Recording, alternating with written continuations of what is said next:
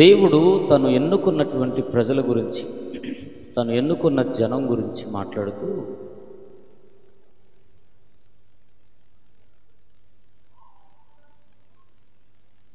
నా ఎన్నికలో నీవు లెబానోను పర్వతంలాగా ఉన్నావు అంటున్నాడు.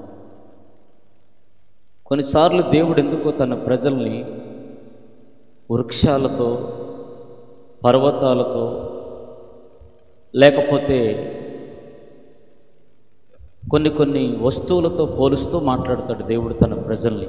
అంటే అవి స్పెషల్, ఈ భూమి మీద అవి స్పెషల్ అన్నమాట. దేవుడు వాటిని ప్రత్యేకంగా ఎన్నుకున్నాడు, ప్రత్యేకంగా బలపరిచాడు. ఆయన వాటికి ఒక ప్రత్యేకమైన పేరు ఇచ్చాడు.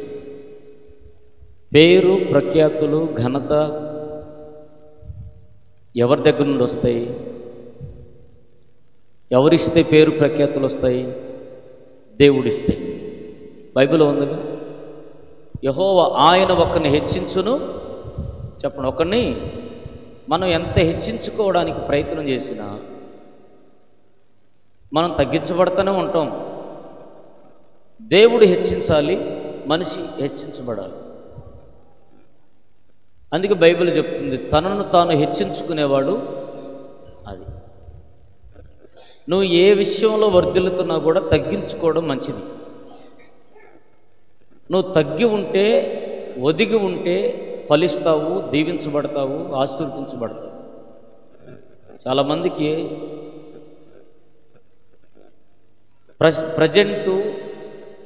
ప్రస్తుత ఈ లోకంలో చాలామందికి హెచ్చింపు కావాలి, పొగడతలు కావాలి, పొగడాలి. నువ్వు హీరో అంటే నువ్వు హీరోయిన్ అంటే ఇంక అయిపోయినట్టే, పనులు అయిపోతాయి అంతే. మన ఇండియాలో పొగడతలకు కాని పని అంటే ఏది లేదు.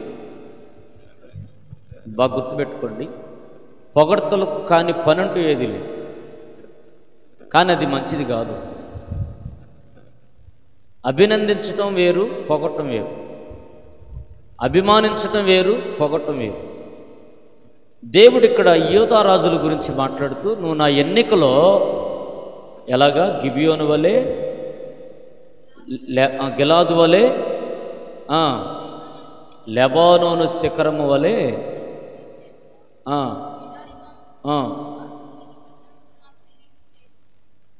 మనకి నెగిటివ్ వద్దు, అక్కడ పాజిటివ్ ఒక్కటే తీసుకుందాం. నెగిటివ్ లైన్స్ తీసేసి పాజిటివ్ లైన్స్, స్టార్టింగ్లో పాజిటివ్ లైన్స్ చదవు. నా ఎన్నికలో నీవు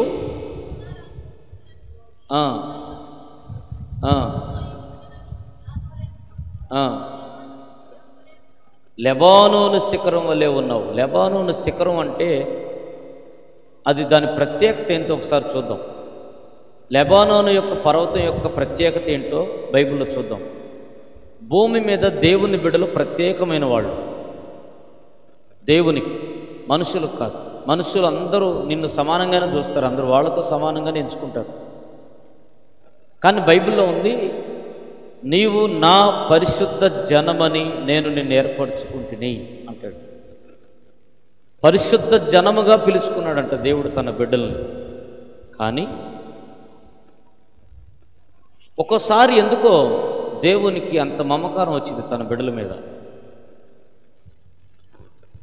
ఆయన్ని మనుషులు పొగడాలి, కానీ దేవుడు ఆయన పొగుడతాడు. ఒక్కోసారి దాన్ని పొగడతనుకోవాలా, మెచ్చుకోవడం అనుకోవాలా, దేవుడు అప్రిషియేట్ చేయడం అనుకోవాలా, మనకు తెలియదు. కానీ దేవుడు మాత్రం కొన్నిసార్లు తన బిడ్డలను మాత్రం హైయెస్ట్, అసలు ఒక్కోసారి మనం బైబిల్లో చూస్తే మోషే చెప్పిందే దేవుడు విన్నట్టుగా ఉంది బైబిల్లో. అవును కదా? ఇశ్రాయేలు ప్రజలు ఒకసారి ఎంతగానో దేవుణ్ణి ఆయాస పెడితే వీళ్ళందరిని చంపేసి మళ్ళీ నీ గర్భం ద్వారా సంతానాన్ని పుట్టించి నా కోసం జనాన్ని ఏర్పాటు చేసుకుంటానని యేసు ప్రభు చెప్పాడు దేవుడు. అప్పుడు మోషే ఏమంటాడు? అయ్యా, నువ్వు ఏదైనా చేయగలవు, నీకు అసాధ్యమైంది ఏది లేదు, రాళ్ల నుంచి పిల్లలైనా పుట్టించగలవు. అంటే దేవుడు ఏదైనా చేయగలడు. కానీ ఐగుప్తు దేశం నుండి ఇంత దూరం నడిపించావు కదా, ఇంత దూరం నడిపించిన నువ్వు ఒక్కసారిగా ఇంతమందిని చంపేసి మళ్ళీ నా గర్భం ద్వారా సంతానాన్ని పుట్టిస్తానంటున్నావు. చుట్టుపక్కల ఉన్న రాజులు, అధికారులు వాళ్ళందరూ వాళ్ళ దేవుడు వాళ్ళ మధ్యలోనే తీసేశాడని, వాళ్ళని ఉంచలేదని, వాళ్ళని భరించలేకపోయాడని, వాళ్ళ దేవునికి కానాను దాకా నడిపించడం వీలు పడలేదని, కుదరలేదని, నీ నామం తగ్గించబడ్డం నాకు ఎంత మాత్రం కూడా ఇష్టం లేదు. కొన్నిసార్లు వాళ్ళను దేవుడు హతమారుస్తాను అంటే వాళ్ళ నిమిత్తం నన్ను తీసేసుకో, అవసరమైతే నా పేరు జీవగ్రంథంలో నుంచి తీసేయి అన్నాడు. అప్పుడు దేవుడు మోసేని ఎంత అసలు ఒక మనుషుని మాట దేవుడు వినడం ఆశ్చర్యం. మోషే, నువ్వు నాలా ఆలోచించావు, ఎంత అద్భుతం. నీ మాట చొప్పున నేను ఎవరైతే ఈ కీడుకి ఈ పొరపాటుకి కారణమయ్యారో వాళ్ళనే తీసేస్తాను, మిగతా వాళ్ళందరిని బతికిస్తాను అన్నాడు. అంటే దేవుడు తన నిర్ణయాన్ని ఒక మనుషుని యొక్క మాట విని మార్చుకున్నాడా లేదా చెప్పండి. అంటే అక్కడ మనుషుడు గొప్పోడా దేవుడు గొప్పోడా? ఒక మనుషుని మాట దేవుడు విన్నాడంటే మనుషుడు గొప్పోడనే దేవుడు గొప్పోడనే? దేవుడే గొప్పోడు. ఎందుకు తెలుసా? ఒక మనిషికి రెస్పెక్ట్ ఇచ్చాడు దేవుడు. తన భక్తుడికి రెస్పెక్ట్ ఇచ్చాడు దేవుడు. అంటే దేవునికి నువ్వంటే ఎంత రెస్పెక్ట్ తెలుసా? నువ్వంటే ఎంత విలువ తెలుసా? వాస్తవం చెప్పాలంటే మనం ఒక వ్యక్తి దగ్గర ఒక అరగంట మాట్లాడామనుకో భరిస్తాం, ఒక గంట మాట్లాడామనుకో భరిస్తాం. ఇదంతా ఎందుకు? మీకు ఆకలి అయ్యేదాకా మాట్లాడితే భరిస్తారు. ఆకలి అయిన తర్వాత నేను ఎక్కువగా చెప్తా ఉంటే భరిస్తారా? కానీ దేవుడు ఆయనే కోరుకుంటున్నాడు, నువ్వు మాట్లాడితే నేను వింటానే. ఆలోచించారా ఎప్పుడైనా? మన మాటలు వినడానికి ఎవరు రెడీగా లేరు. ఒక అరగంట వింటే తర్వాత విసిగించుకుంటారు, కోపం తెచ్చుకుంటారు, లేకపోతే లేచిపోతారు. రెండోసారి నువ్వు వస్తున్నావు ఉంటే, అమ్మో సొనగాడు వస్తున్నాడు రా, ఒట్టి సొనగాడురా, ఆ పిల్ల ఒట్టి సొన మొదలదరా అని అనుకుంటారు. కానీ దేవుడే ఉన్నాడు తెలుసా? నువ్వు మాట్లాడితే ఎంత సమయమైనా నేను రెడీగా ఉన్నా వింటాను. చూడు, ప్రార్థనకి దేవుడు ఎంత వాల్యూ ఇచ్చాడు, ఒక మనిషికి రెస్పెక్ట్ ఎంత ఇస్తున్నాడు. నువ్వు కూర్చొని మాట్లాడటానికి నువ్వు రెడీగా ఉంటే దేవుడు కూడా నీ ముందు కూర్చొని వినడానికి ఎంతో రెడీ. కానీ విచిత్రం ఏంటంటే దేవుని దగ్గర తప్ప మనం ఇంకెక్కడైనా కూర్చోబుద్ది ఇది మనకి. ఇది ఒరిజినల్. దేవునితో తప్ప ఇంకెవరితోనైనా మాట్లాడడానికి ఇష్టపడతాం,